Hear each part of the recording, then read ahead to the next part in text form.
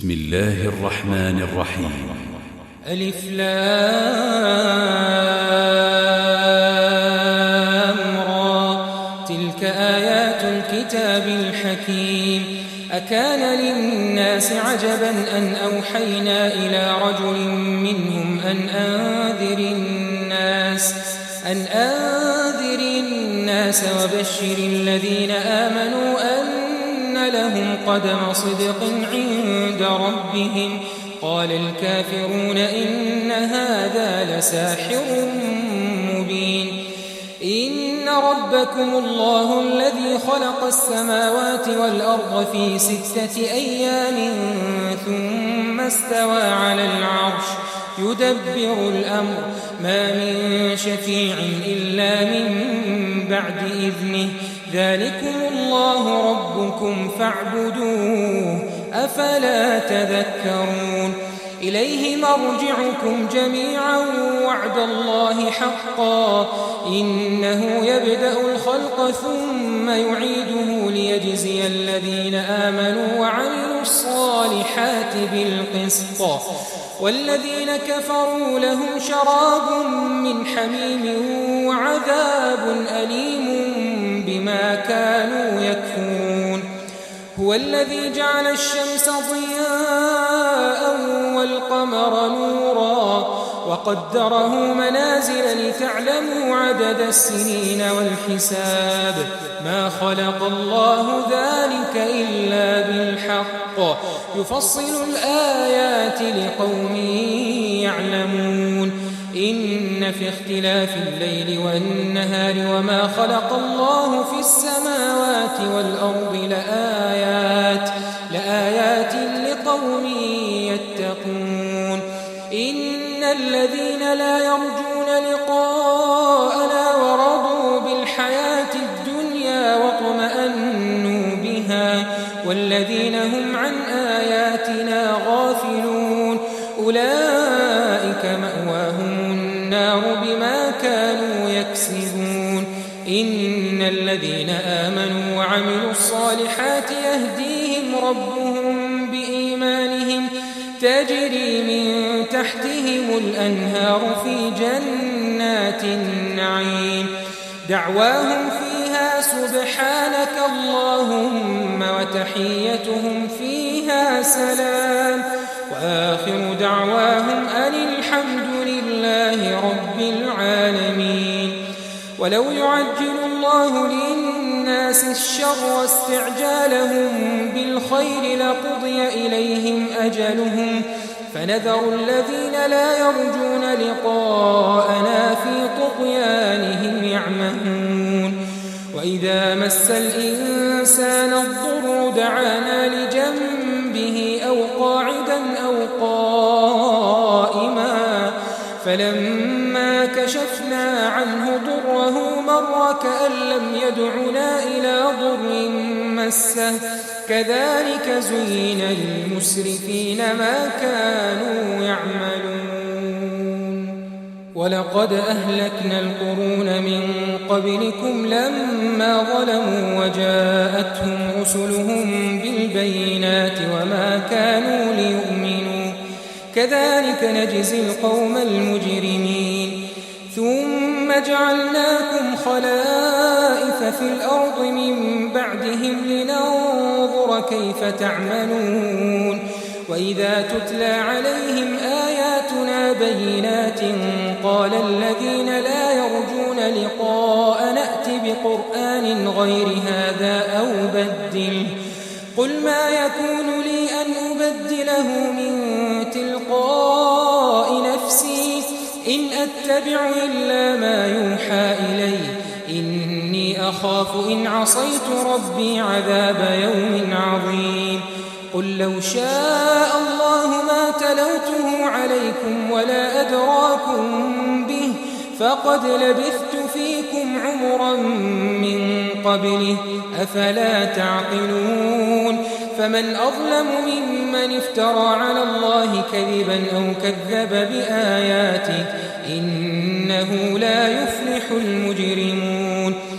ويعبدون من دون الله ما لا يضرهم ولا ينفعهم عنهم ويقولون هؤلاء شفعاؤنا عند الله قل أتنبئون الله بما لا يعلم في السماوات ولا في الأرض سبحانه وتعالى عما يشركون وما كان الناس إلا أمة واحدة فاختلفوا ولولا كلمة سبقت من ربك لقضي بينهم فيما فيه يختلفون ويقولون لولا أنزل عليه آية من ربه فقل إنما الغيب لله فانتظروا إني معكم من المنتظرين وإذا أذقنا الناس رحمة من بعد ضراء مستهم إذا لهم مكر في آياتنا قل الله أسرع مكرا إن رسلنا يكتبون ما تمكرون هو الذي يسيركم في البر والبحر حتى إذا كنتم في الفلك وجرين بهم بريح طيبة وفرحوا بها جاءتها ريح عاصف وجاءهم الموج من كل مكان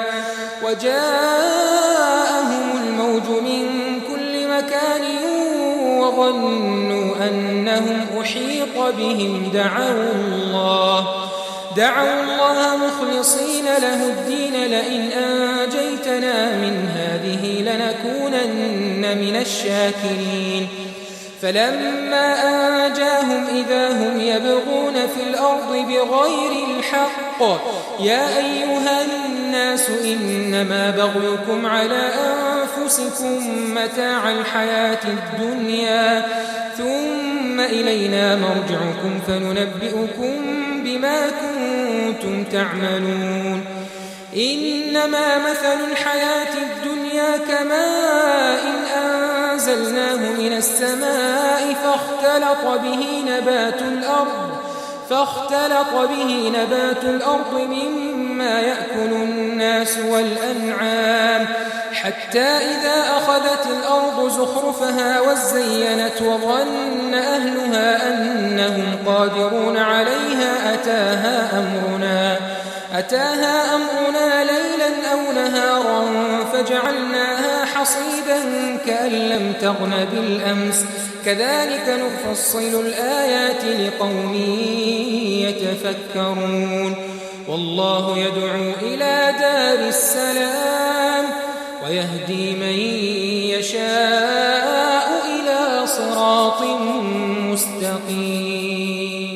للذين أحسنوا الحسنى وزيادة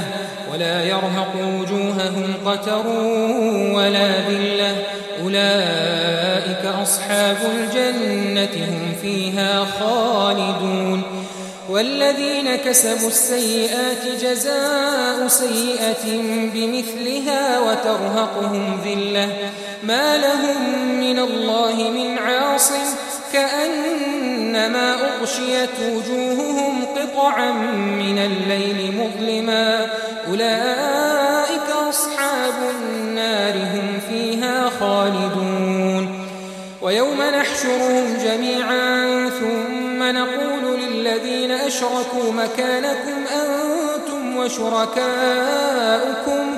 فزيلنا بينهم وقال شركاؤهم ما كنتم إيانا تعبدون فكفى بالله شهيدا بيننا وبينكم إن كنا عن عبادتكم لغافلين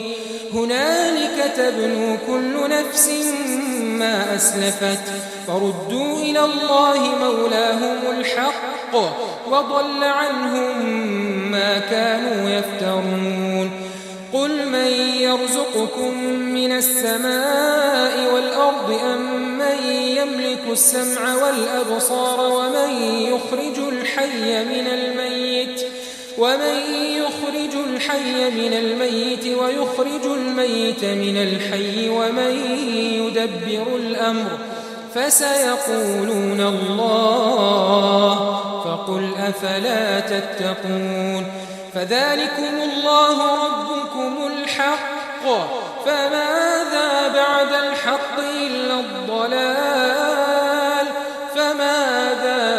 الحق إلا الضلال، فأنى تصرفون. كذلك حقت كلمة ربك على الذين فسقوا أنهم لا يؤمنون. قل هل من شركائكم من يبدأ الخلق ثم يعيده؟ قل الله يبدأ الخلق ثم يعيده فأنى تؤفكون. قل هل من شركائكم من يهدي إلى الحق؟ قل الله يهدي للحق. أفمن يهدي إلى الحق أحق أن يتبع أم من لا يهدي إلا أن يهدى؟ فما لكم كيف تحكمون؟ وما يتبع أكثرهم إلا ظنا، إن الظن لا يغني من الحق شيئا، إن الله عليم بما يفعلون. وما كان هذا القرآن أن يفترى من دون الله ولكن تصديق الذي بين يديه وتفصيل الكتاب لا ريب فيه من رب العالمين. أم يقولون افتراه؟ قل فأتوا بسورة مثله وادعوا من استطعتم من دون الله إن كنتم صادقين. بل كذبوا بما لم يحيطوا بعلمه ولما يأتهم تأويله، كذلك كذب الذين من قبلهم، فانظر كيف كان عاقبة الظالمين. ومنهم من يؤمن به ومنهم من لا يؤمن به، وربك أعلم بالمفسدين. وإن كذبوك فقل لي عملي ولكم عملكم، أنتم بريئون مما أعمل وأنا بريء مما تعملون. ومنهم من يستمعون إليك، أفأنت تسمع الصم ولو كانوا لا يعقلون. ومنهم من ينظر إليك، أفأنت تهدي العمي ولو كانوا لا يبصرون. إن الله لا يظلم الناس شيئا ولكن الناس أنفسهم يظلمون. ويوم يحشرهم كأن لم يلبثوا إلا ساعة من النهار يتعارفون بينهم، قد خسر الذين كذبوا بلقاء الله وما كانوا مهتدين. وإما نرينك بعض الذي نعدهم أو نتوفينك فإلينا مرجعهم، ثم الله شهيد على ما يفعلون. ولكل أمة رسول، فإذا جاء رسولهم قضي بينهم بالقسط وهم لا يظلمون. ويقولون متى هذا الوعد إن كنتم صادقين؟ قل لا أملك لنفسي ضرا ولا نفعا إلا ما شاء الله، لكل أمة أجل، إذا جاء أجلهم فلا يستأخرون ساعة ولا يستقدمون. قل أرأيتم إن أتاكم عذابه بياتا أو نهارا ماذا يستعجل منه المجرمون؟ أثم إذا ما وقع آمنتم به؟ الآن وقد كنتم به تستعجلون.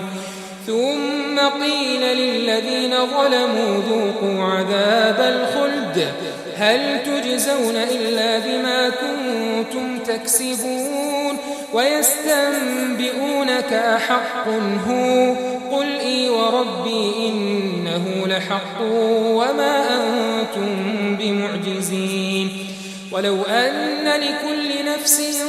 ظلمت ما في الأرض لافتدت به وأسروا الندامة لما رأوا العذاب وقضي بينهم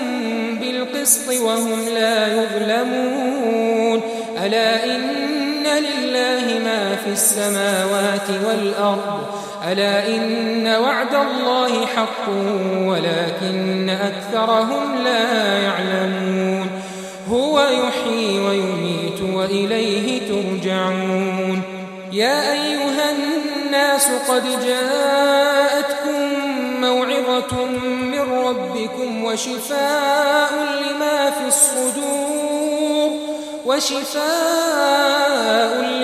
الصدور وهدى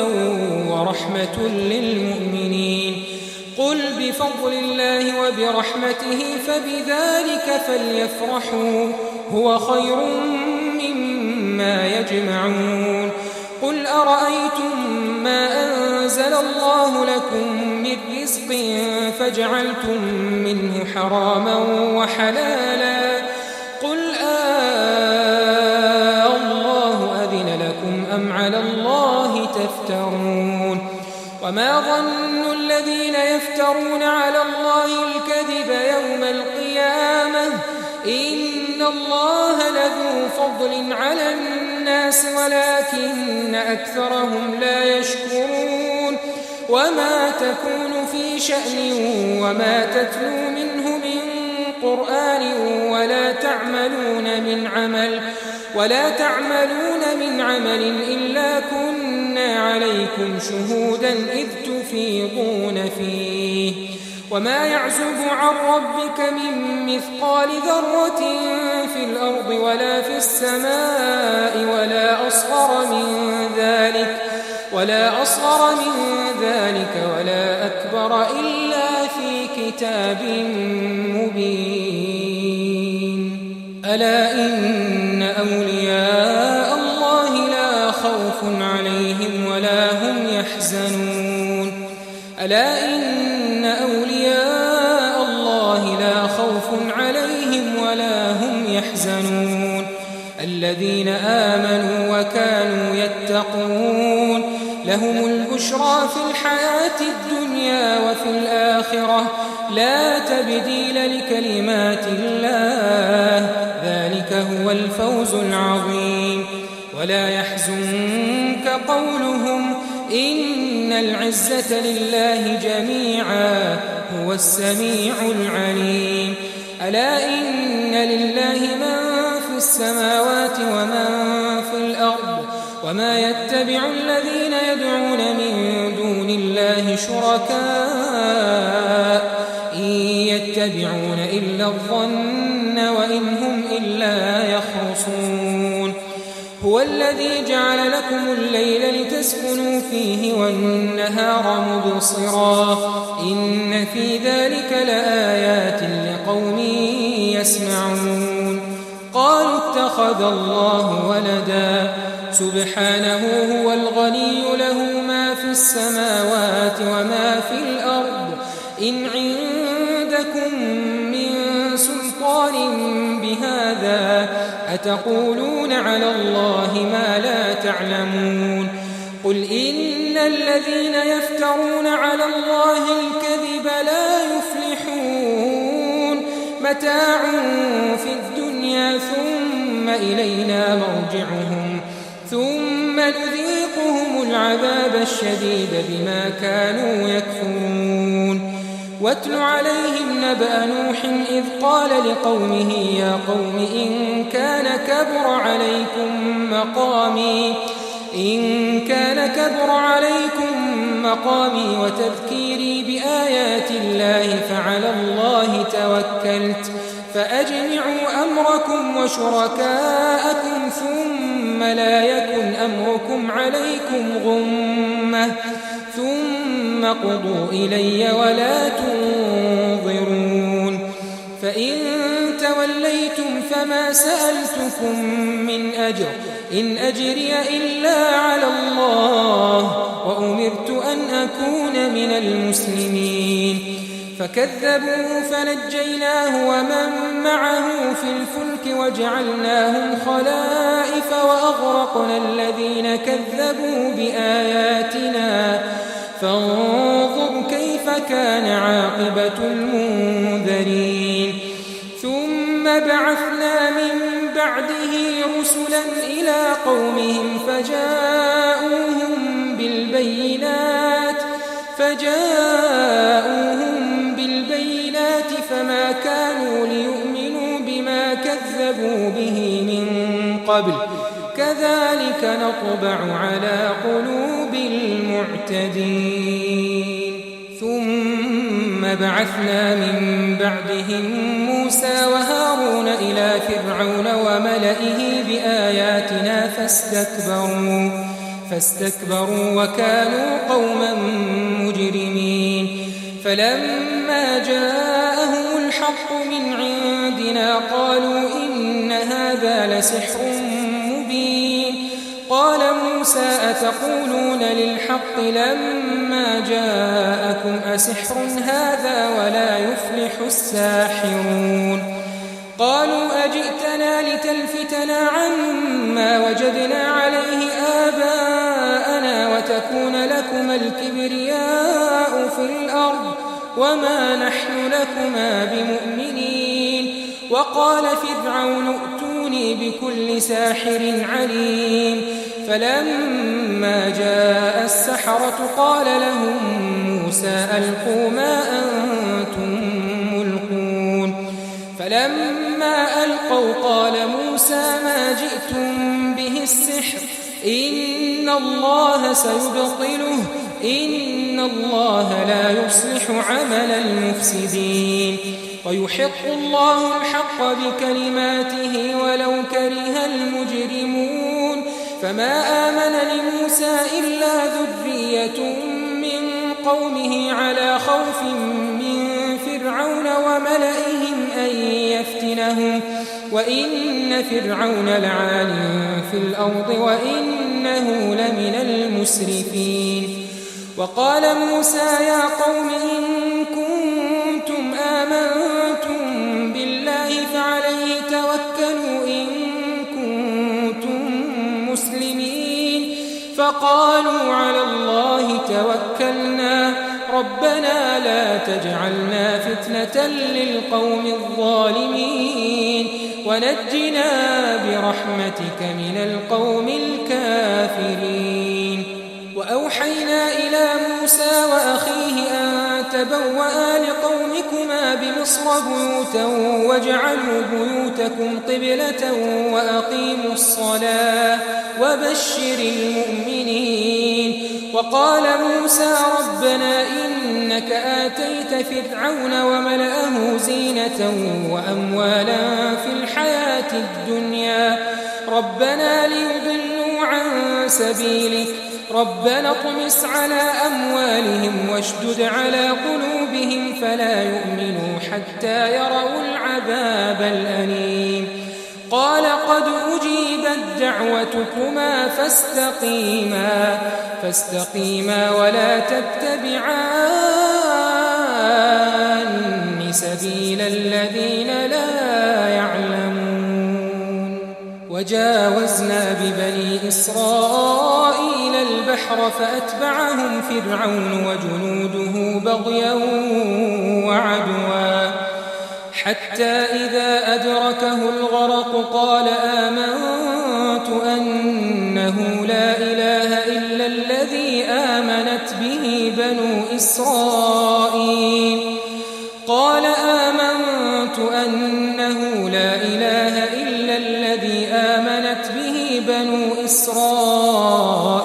وأنا من المسلمين الآن وقد عصيت قبل وكنت من المفسدين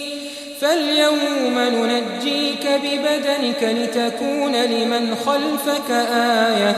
وإن كثيرا من الناس عن آياتنا لغافلون ولقد بوأنا بني إسرائيل مبوأ صدق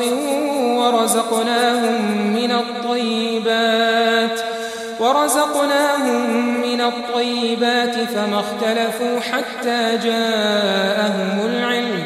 إن ربك يقضي بينهم يوم القيامة فيما كانوا فيه يختلفون فإن كنت في شك مما أنزلنا إليك فاسأل الذين يقرؤون الكتاب من قبلك لقد جاءك الحق من ربك فلا تكونن من الممترين ولا تكونن من الذين كذبوا بآيات الله فتكون من الخاسرين إن الذين حقت عليهم كلمة ربك لا يؤمنون ولو جاءتهم كل آية حتى يروا العذاب الأليم فلولا كانت قرية آمنت فنفعها إيمانها إلا قوم يونس لما آمنوا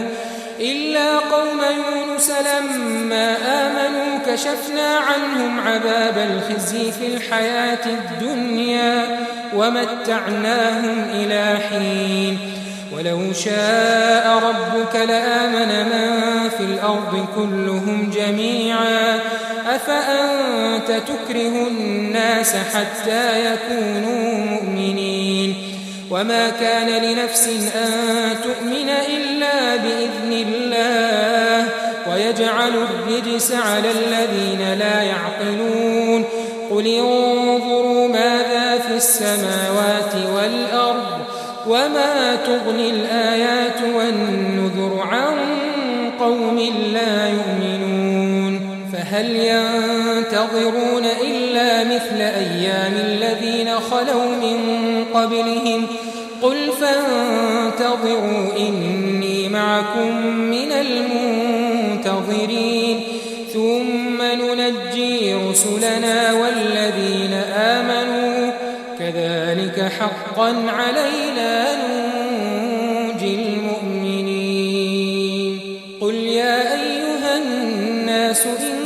كنتم في شك من ديني فلا أعبد الذين تعبدون من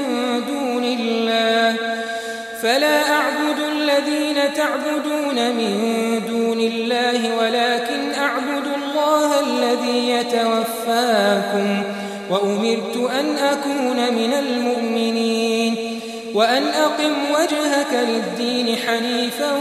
ولا تكونن من المشركين